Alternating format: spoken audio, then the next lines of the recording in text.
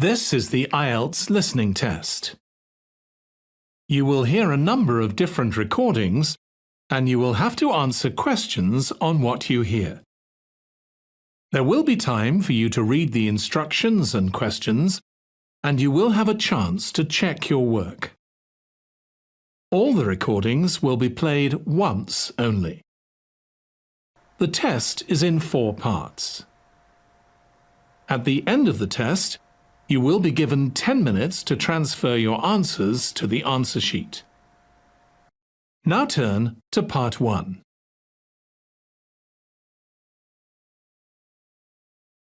Part 1.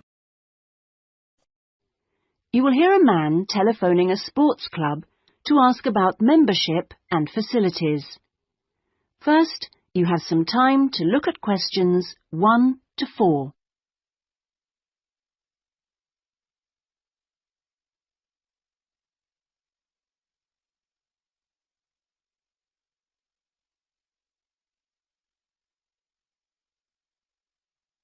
You will see that there is an example that has been done for you.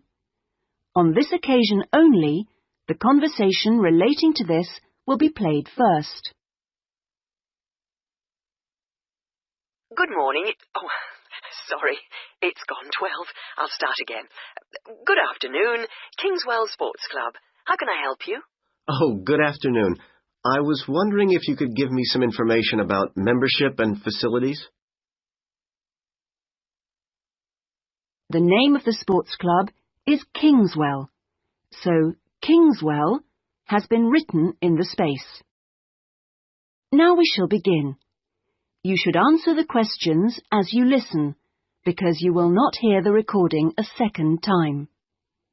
Listen carefully and answer questions 1 to 4. Good morning. Sorry, it's gone 12. I'll start again. Good afternoon, Kingswell Sports Club. How can I help you? Oh, good afternoon. I was wondering if you could give me some information about membership and facilities. Of course. What would you like to know? Do you have tennis courts, for example? No, I'm afraid we don't. We're primarily a golf club. What about football? I heard you had a team. No, I'm sorry. Perhaps you're thinking about Fresham Sports Centre. Oh, right. I know it. I've played badminton there. Have you? They've got a lot of facilities we don't have, and vice versa. We do have a Keep Fit studio, which is very popular with members, and then as well as that, there's swimming, of course. That's good. I like to swim every day. We have a range of classes, too. Do you have judo classes? I'm keen to learn. Well, at the moment, we offer kickboxing. We're planning to add judo and stretch classes soon. We're currently running a range of yoga classes, too. What about relaxing after exercise? I assume you have a restaurant or something? At the moment, we've got a salad bar, which is very popular. We'll also have a fully licensed restaurant by the end of the year. Sounds good. Before you hear the rest of the conversation, you have some time to look at questions 5 to 10.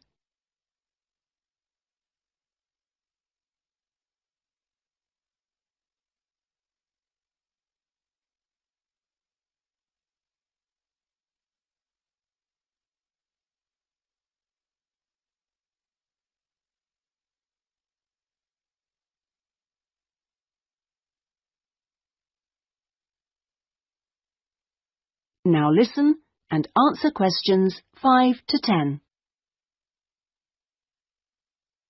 What kind of membership are you interested in? Not really sure. What are the options? Well, there are 3 different membership schemes. I see. What's the difference? Well, the first one's called Gold, and you can use all the facilities at any time of the day or week. You can also join in as many classes as you like for free. That sounds good. Is it very expensive? Well, you pay a £250 joining fee, and then it's £450. Oh, no, I'm sorry. It's just gone up by £50. Sorry about that. It's now £500 for the annual subscription fee. Right, got that. And what's the next type? Well, that's silver. It's the same as gold, except you have to pay a small fee of £1 per lesson for any you do, and you can only use the centre at certain times. I see. So when exactly? You can only use the facilities between 10 a.m. and 4:30 p.m. So I couldn't use the pool at 8 in the morning or evening then? That's right. Okay, and the price for that? Is the joining fee the same as for gold? Actually, it's slightly less than the £250. It's £225, but the annual fee is only £300. Does that sound more like what you want? Well, it's still rather more expensive than I thought. I'm a student here in England, and I'm only here for 6 months. Ah, then the bronze scheme would probably suit you best. How is that different? Well, some of the facilities have restricted use. And do I have to pay for classes? Yes, it's £3 for each class you join. I see. And what are the hours then? Between 10:30 and 3:30 weekdays only, and you pay a £50 joining fee. The annual fee is £180. It works out at £15 a month, so that would be quite a lot cheaper. Oh, that should be all right. I could come in my free periods. What do I have to do if I want to join? Well, we book you in for an assessment with an instructor who will show you how to use all the equipment. If you want to organise a trial session and look around the centre, you'll need to speak to David Kinchley. Could you spell that, please? Yes, David, KynChley.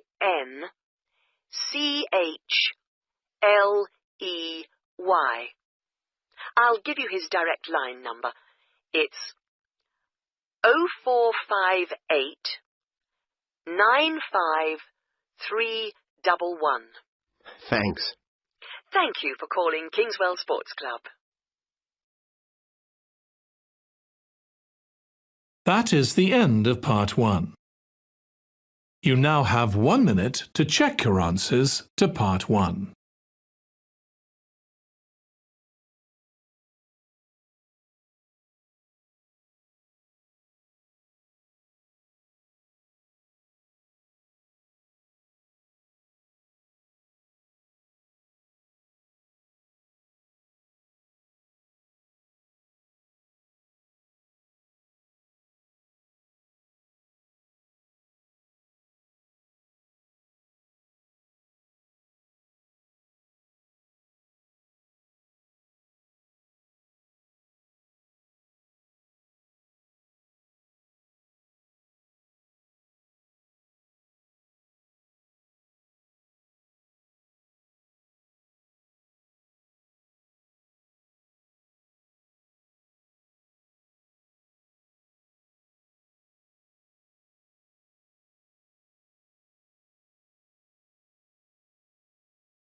Part 2. You will hear a local radio broadcast about the Rivendell City Theatre. First, you have some time to look at questions 11 to 16.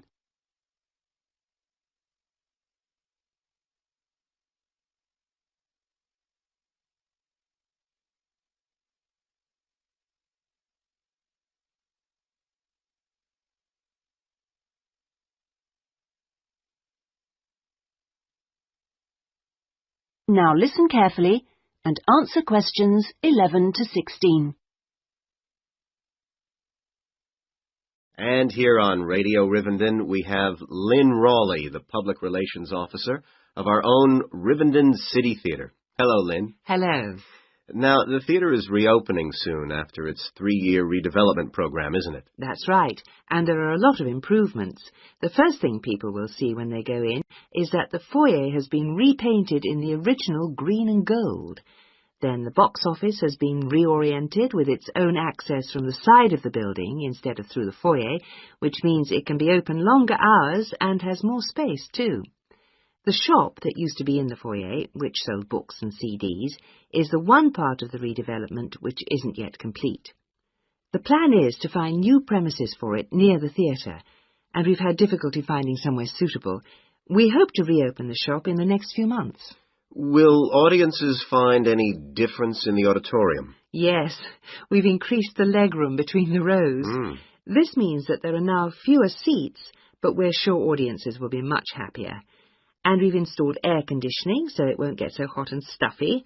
We already had a few seats which were suitable for wheelchair users, and now there are twice as many, which we hope will meet demand. Something else that will benefit audiences is the new lifts. The two we used to have were very small and slow. They've now gone, and we've got much more efficient ones. Anything for the performers? Yes, we've made a number of improvements backstage. The small, dark dressing rooms we used to have been converted into 2 large, airy rooms, so they're much more comfortable now. And the state-of-the-art electronic sound and lighting systems have been installed. Before you hear the rest of the talk, you have some time to look at questions 17 to 20.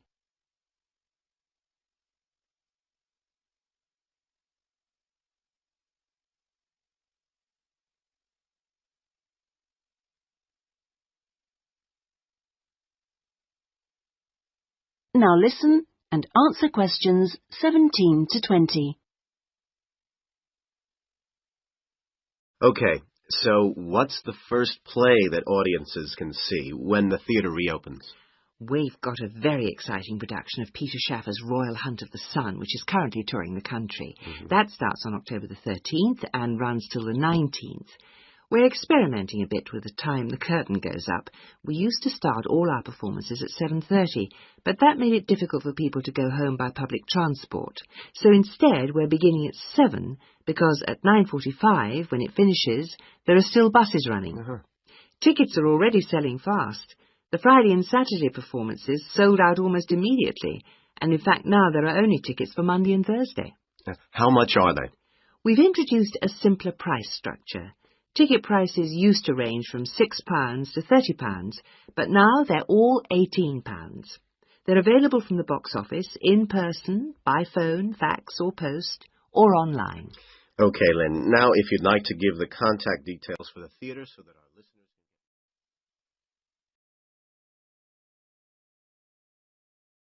That is the end of part 2. You now have 30 seconds to check your answers to part 2.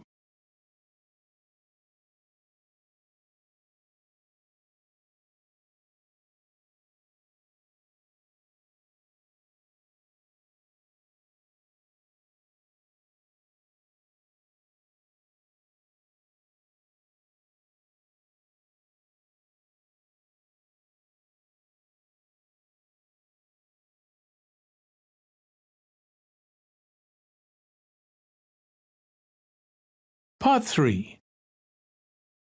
You're going to hear a conversation between John and Anne, 2 students who are talking about their survey. Answer questions 21 to 26 first. You now have some time to read questions 21 to 26.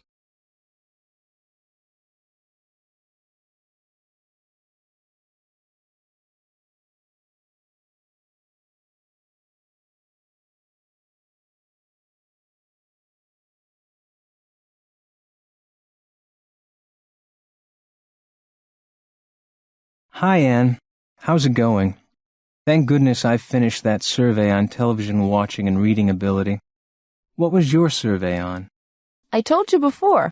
I wanted to find out if there is any relationship between how fat students are and how many times they eat at fast food restaurants. That's right. I'd forgotten. Have you got your report finished? All the graphs and charts, that sort of thing? Almost done. What about you? All ready to present to the class, apart from 1 or 2 small things.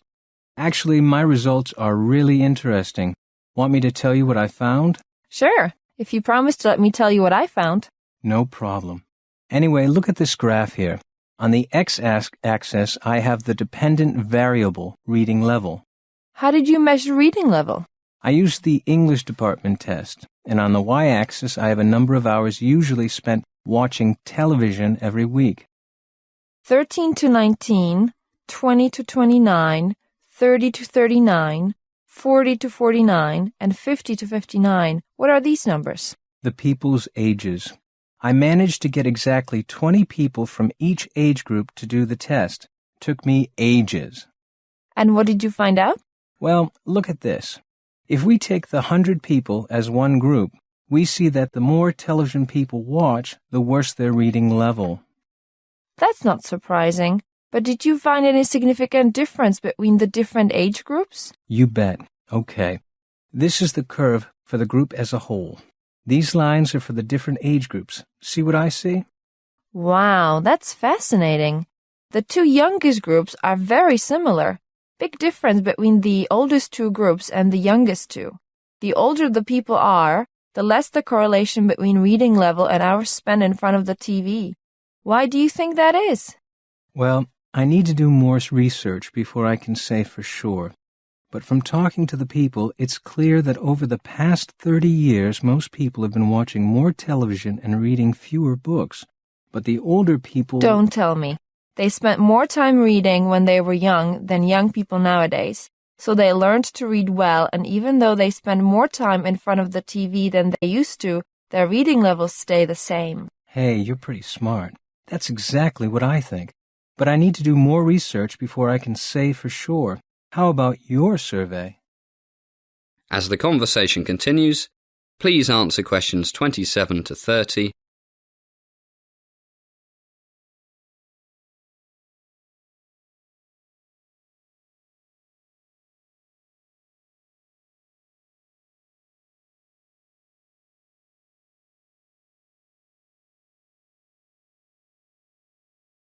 Nothing surprising. Well, actually, one thing is really interesting.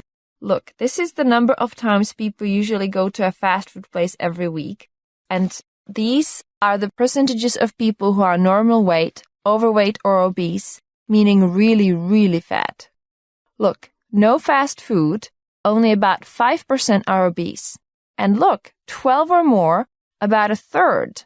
And another graph, we have the number of hours they exercise every week. Wow, a big difference. More junk food, less exercise, more fat. I didn't think it would be so obvious. That's great work. Why do you think people who exercise more tend to eat less junk food? I asked everyone about that and found that people who care about their health do more exercise and eat fewer French fries and all that other greasy food, fast food stuff. Simple. That makes sense. But I see you found lots of people who eat the stuff more than once a day on average. I can't believe it.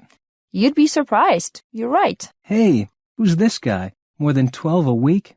I bet it was Richard. He must weigh 260 kilos. And he's pretty short, all fat, no muscle. You're right. And he drinks tons of soft drinks. All that sugar. Okay, that's it. Healthy food only from now on. And get to the gym, fatty.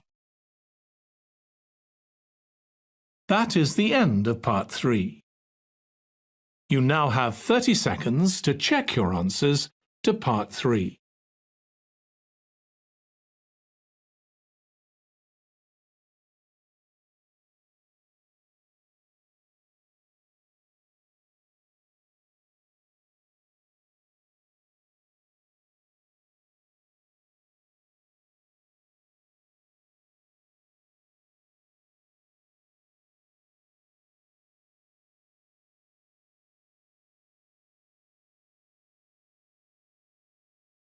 Part 4. You're going to hear a lecture on corporate crime. You now have some time to read questions 31 to 40.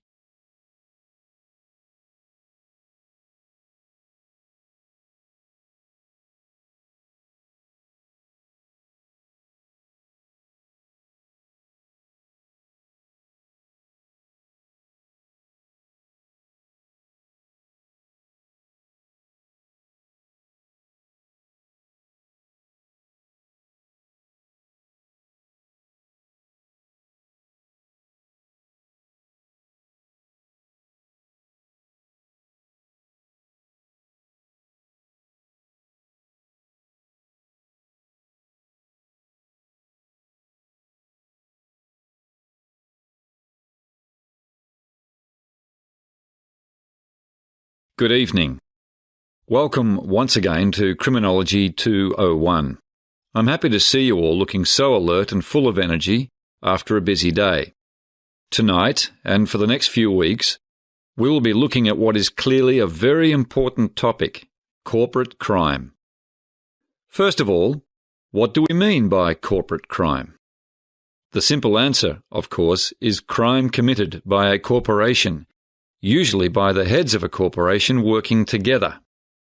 But what about a crime committed by, for example, the CEO of a company, who without the knowledge of his colleagues bribes a government official in order to get a big fat contract for his company? Well, we won't be looking at this kind of white-collar crime. Rather, we'll restrict our study to cases where the top people in a business entity work together and knowingly break the law, and especially those cases where, until they get caught, this type of unlawful behaviour is actually part of the corporate culture. First, why do they do it? The simple answer is to make more money. Well, most businessmen want to make more money, but they don't break the law to do so. So what factors make a group of men, yes, they are usually men, but women are by no means immune from this temptation, decide to step outside the law? In the next few weeks, we'll be looking into this question with a lot of case studies in some depth. We will also try to divide corporate crime into several categories and see what they share in common in terms of the psychology and organisational culture of those who commit them. And we will also look into the legal, social and political settings in which these crimes occur. A particularly interesting aspect of corporate crime is the process of detection, trial and punishment. It often seems that this type of crime goes on for an unreasonable length of time before it is detected by the authorities. Is this true, and if so, why? There is also a common perception that people found guilty of corporate crimes are treated much more leniently by the courts than, for example, your common everyday thief or murderer even. Is this true? And if so, why? I mentioned that we will divide corporate crime into several categories and look at some specific cases. What categories can we think of? Well, one is that of product safety, where a company markets a product that it knows to be unsafe. One of the landmark cases in corporate criminology of this type is the Ford Pinto case. Ford was accused of rushing the production of an unsafe car, and in 1980 there was the criminal trial of the Ford Motor Company for reckless homicide.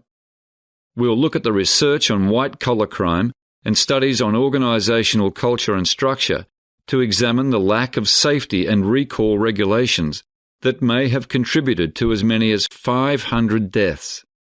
As one report put it, much of the literature on the Ford Pinto case focuses on how consumer safety was willingly sacrificed in the face of corporate greed. Another category of corporate crime is manipulation of a company's share prices. One form of this is insider trading. Closely related and sometimes very difficult to prove is a kind of creative accounting, whereby, for example, profits are exaggerated in order to drive up a company's share prices. Take the Enron scandal. On November 29, 2001, the Wall Street Journal ran an article in which they reported that for years the company may have been President Bush's biggest financial backers, donating nearly $2 million to his campaigns. And it appeared that the Bush administration's national energy plan might have been in part an effort to help one of Bush's largest contributors. So we see politics creeping into this corporate crime question. That is the end of Part 4. You now have 1 minute to check your answers to Part 4. That is the end of the listening test. In the IELTS test, you would now have 10 minutes to transfer your answers to the answer sheet.